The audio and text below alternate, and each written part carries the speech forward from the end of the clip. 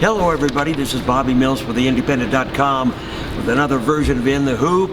We've got the man himself. We're at Aurora High School, Coach Kevin Asher, one of the best in the business. Well, I don't Welcome. know. Thank you. Thanks for having me. And thank you for taking the time, man. It's always a great thing to talk hoops with you, man. So it's wonderful.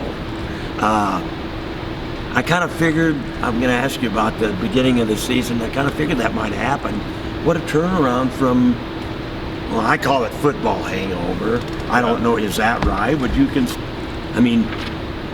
have much time to practice preseason, did you? Yeah, it was, as late as you can get down there the 2 days before Thanksgiving, and then you go into Thanksgiving break, and you have to give kids some break beat up pretty good from just the rigors of the season. And there's advantages, disadvantages. I don't care what you say as a coach. I look at it as an advantage because your kids are successful and they've been in the weight room and they understand physicality and all the things that you kind of want to incorporate back into your program when it comes to basketball.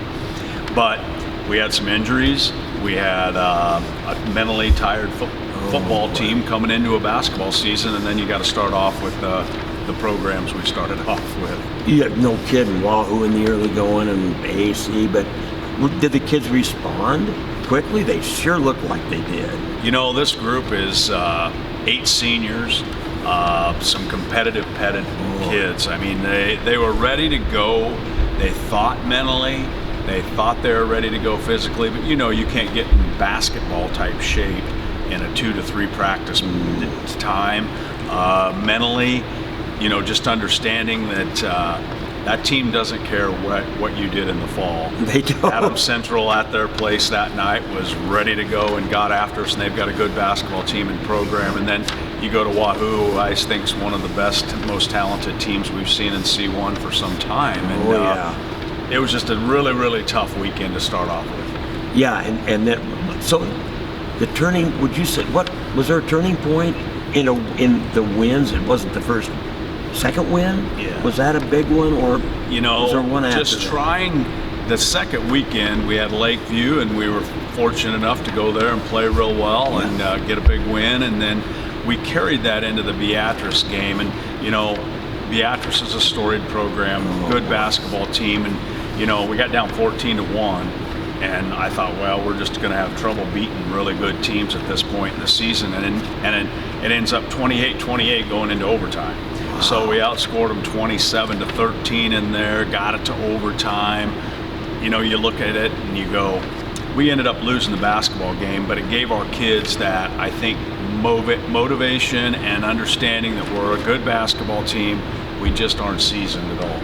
Yeah, it looked like that might have been, because it's been, you don't want to say smooth sailing because there's been some bumps. You didn't blow everybody out, but it looked like it was a catalyst from then on. It sure was, and we missed a couple players, early on with injuries, and Carlos Colazo missed the first 4 games. And when he comes back into the lineup, he brings a sense of confidence and energy to, I don't care what team he plays on. If he goes to the tennis team, he's going to bring something that no other kid can bring. And he brought that, in week 3, and that's really where we really started to take off. He's something else, I'll tell you, and he's an asset. But you could talk about him all day. Is Drew Canoes, has he been hurt? No, he was dinged up with a foot injury early on. I wondered, and things like that just, they weren't full speed at all. And he's playing for us. He comes right off the bench, does an excellent job on the defensive side. Can you tell me about some of the players like Phillips and these guys? Yeah, our starters are Chase Phillips, Booker Shireman, Dylan Danielson, Carson Stair, and Carlos Colazo.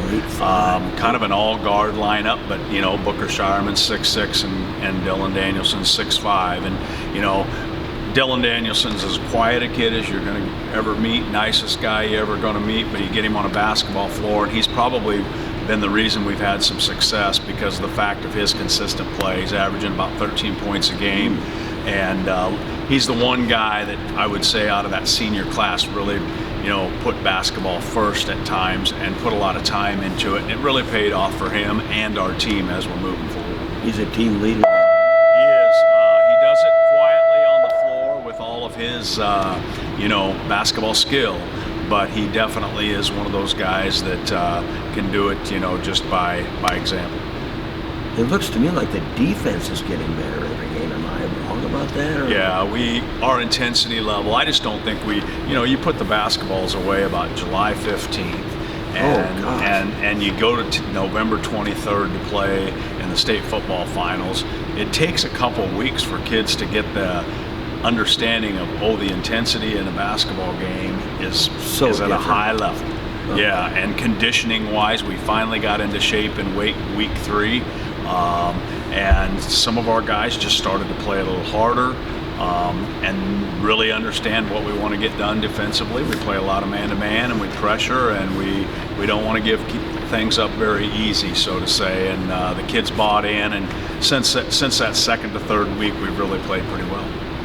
And now you've got a primarily Class B schedule, right? And there's no days off in Class B, and it doesn't look like there's a day off for Aurora either. But the way you close the season out, man alive, you've got the Central Tournament, which is where this year? Is it here? York will host the semifinals and finals. Okay. I think I wrote down who you closed with that last 9-day stretch. Crete, Concordia, and Scott. Yeah. Can you have a talk with the AD about that? No, I'm sure it's going to be a great help the way we close. It will, and our schedule is primarily Class B. I think we got 4 Class C1s on the schedule, no C2s, and we like it that way. I like it that way. Sure. I think kids being challenged every single game and each week. You get into the later in the season, you're going to be seasoned for a tough sub-district, and playing those games at the end of the year with the 3 that you mentioned there, and Waverly's in that group too. Yeah. I don't know if there's a tougher stretch, obviously, in our schedule, and you never know that until you start seeing the teams play in the beginning of the year. But obviously, playing Scott at home on February 16th, and then the next week you got to be playing your district. You better be playing at a high level, or you're going to get embarrassed. No kidding. And who is in your sub this year? I didn't look that. Yeah, we've got Centennial, Milford, Central City, and Fillmore Central. And everybody knows Central City's probably the top team and record-wise eventually coming in.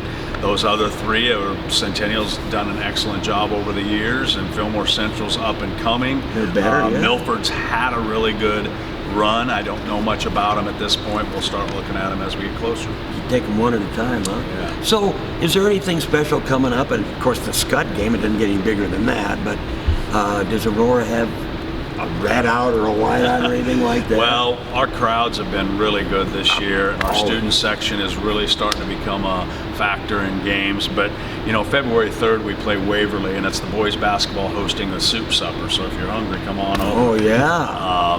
And that night we've got youth basketball night. So all youth will get in free, plus a bag of popcorn. These are the kids in our 3rd through 8th program that have been, hammering around all fall and winter, and we bring them and they sit behind us and we give autographs out after the game and stuff like that. And we hope that most of those kids are in our program in future years. They can watch their heroes close up, man. That's how to do it, and you've done it for years. So, well, great. That's all I can tell you is good luck, and you can't control the health thing, but you can cross your fingers. So. Yeah, you're exactly right. We've the health of our team has been good up to this point, so we'll keep plugging along, and we appreciate you coming out. Hey man, thank you and good luck. Right, and I'm sure and keep coming to those Huskies games, man. Yeah. Folks, I don't think I have to tell them that. So, well, thanks, Kevin. For Bobby Mills, behind the camera, Josh Salmon alias Fish, we know that. In the Hoop, we'll see you next time down the road. This has been Kevin Asher, and this is Bobby Mills. Catch you later.